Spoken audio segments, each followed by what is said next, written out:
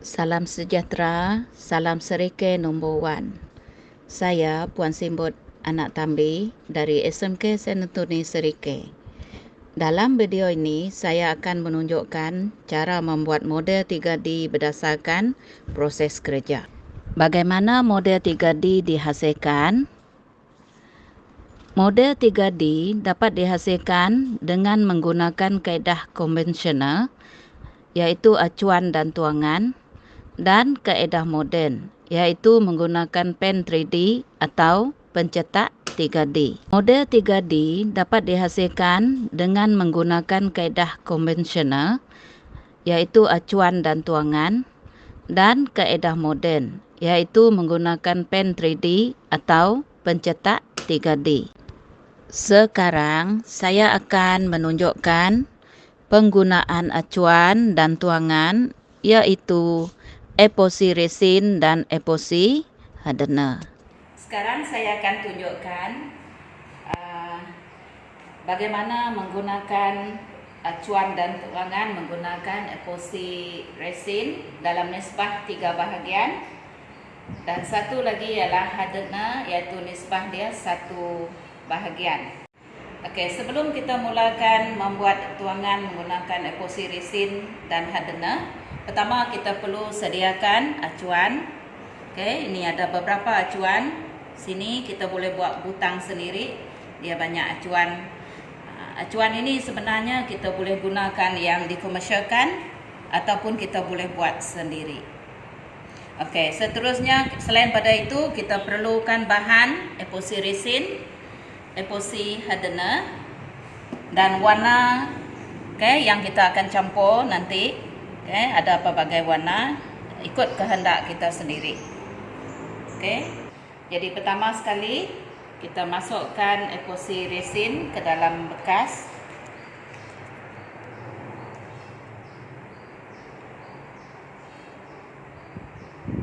Kita masukkan ke dalam bekas.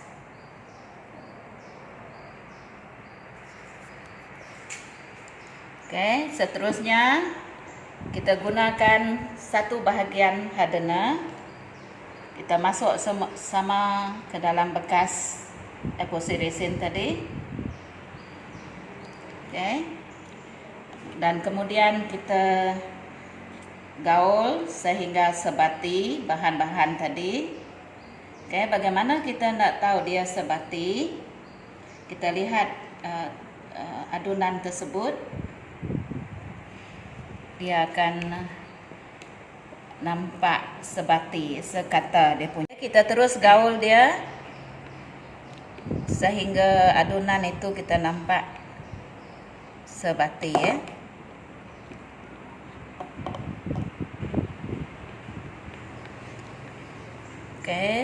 saya rasa cukup sudah.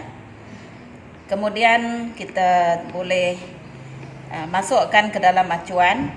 Sekarang saya tunjukkan nak masukkan dia ke dalam acuan yang kita telah pilih tadi. Yang pertama kita masukkan yang belum dicampur warna. Kita masuk. Kita masuk ke dalam ruang yang kedua. Dan seterusnya kita cuba masukkan ke dalam bekas butang ini.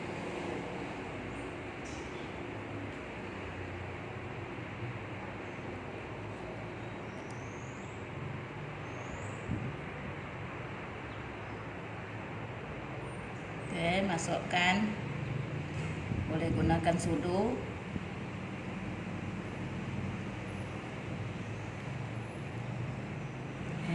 Kita jangan masukkan dia terlampau penuh lah, sama paras dengan ketinggian acuan.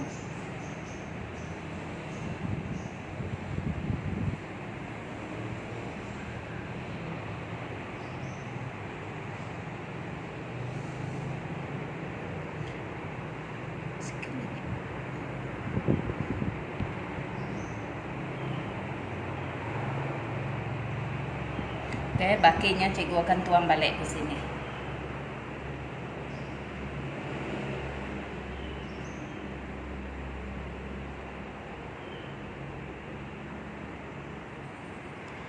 Seterusnya saya tunjukkan bagaimana kita nak campurkan warna ke dalam bahan epoxy tadi.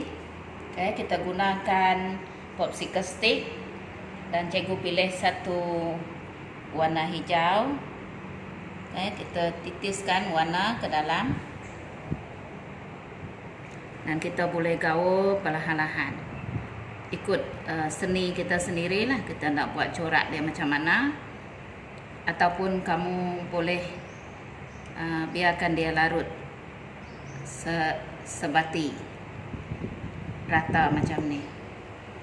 Kita juga boleh campur gabungan warna. Ini warna oranye ke dalam ini.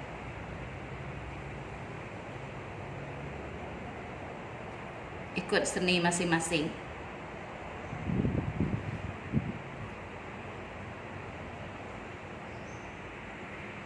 Jadi bila dia dah beku atau keras, nanti kita akan nampak corak.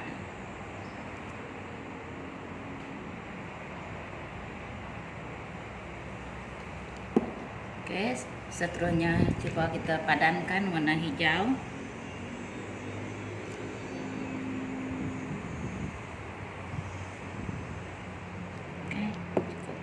Kemudian butang dia pula.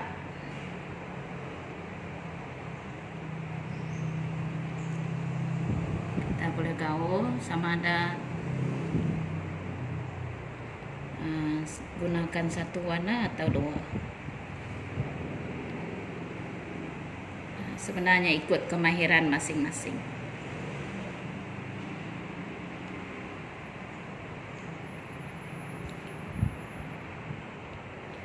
Kenapa kita tak campur dia sekaligus semasa kita membancuh adunan tadi?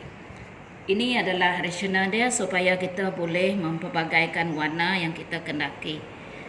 Apabila sudah masuk acuan, baru kita pilih warna yang kita kehendaki.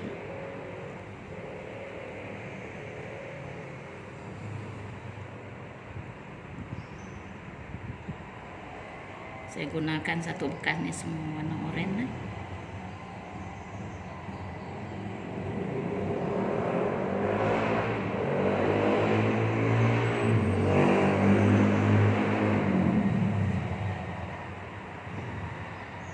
Cikgu terangkan kenapa kita perlu menggunakan sarung tangan. Ini adalah disebabkan bahan epoxy resin dan hardener ini adalah merupakan bahan kimia. Jadi untuk mengelakkan memudaratkan kesihatan, jadi kita untuk keselamatan perlu menggunakan sarung tangan.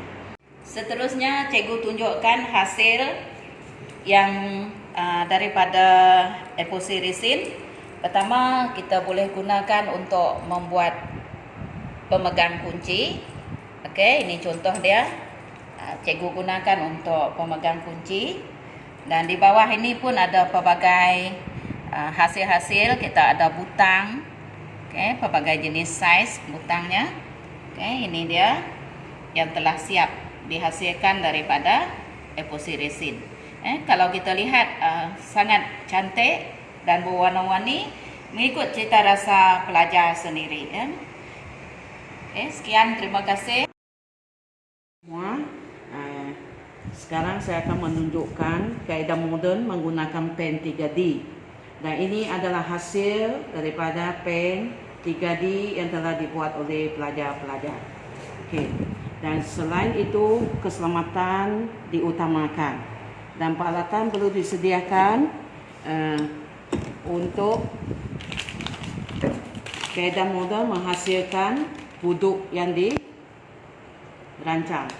Ini adalah bahan bercetak dan ini lakaran perlu ada. Dan pertama kita akan tengok langkah menggunakan pen 3D. Langkah pertama, kita pasangkan semua soket. Apabila pen 3D ini sudah panas, kita akan masukkan. Sini ada butang, tekan ke depan, ini ke belakang, dan ini kelajuannya boleh dikawal kelajuan, dan ini nozzle dia.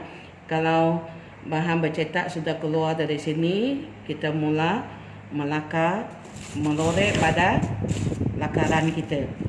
Okey. Selepas pen 3D sudah dipanaskan, kita masukkan bahan bercetak di sini. Okey, kita tekan dan dia akan masuk.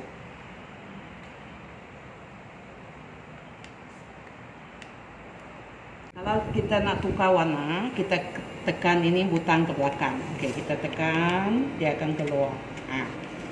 Dan kemudian kita akan tukar warna lain. Okey. Ini warna ungu. Okey.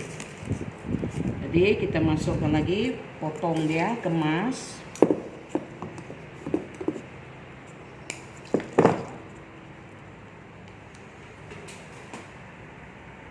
Bersihkan yang lama ini.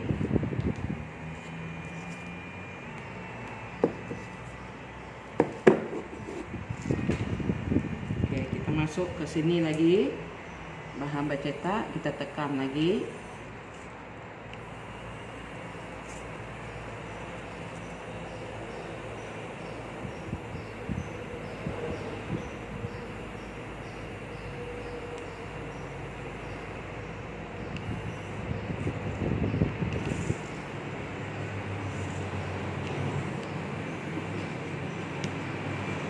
Kita sudah dapat warna ungu.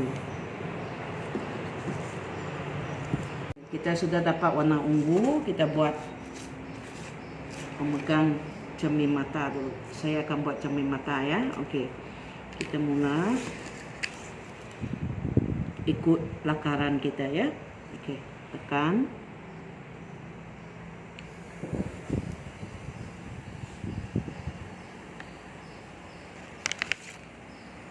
Perlahan-lahan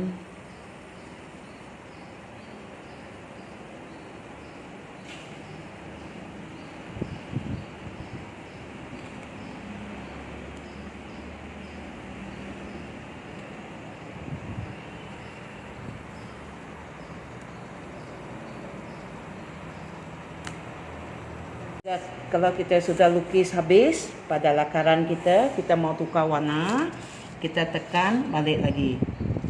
Okey.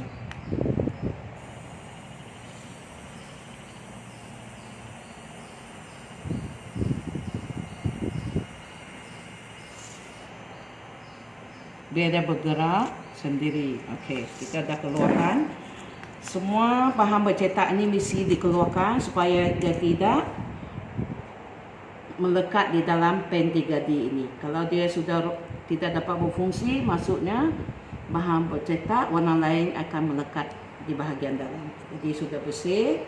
Kita tengok ada lagi. Okey, dah bersih. Kita boleh guna warna lain. Habis melukis pada lakaran kita, kita perlu simpan alat ini dengan baik, iaitu pen 3D ini. Okey. Padamkan switch dia, keluarkan kabel dia. Okey, letak di pemegang.